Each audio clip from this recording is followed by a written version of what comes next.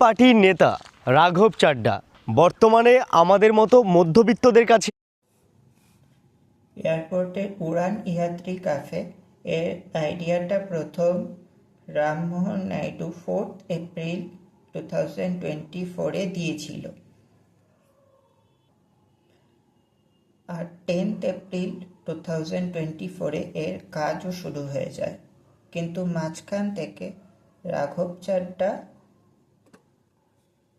December 4, 2024 এই ইস্যুটা পার্লামেন্টে তোলে এবং সকলের কাছে হিরো হয়ে যায়।